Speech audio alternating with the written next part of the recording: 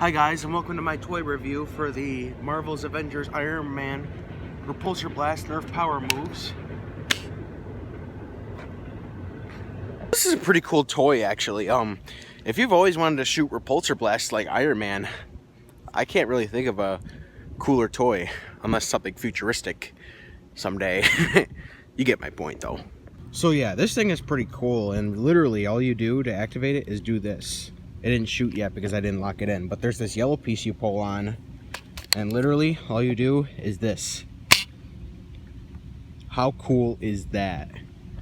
Alright, so just like my other ones, I'm going to shoot it towards the camera with my Nerf gun. So literally all you do is pull the yellow thing on here, lift your hand up like this, and shoot. Alright, I'll do another.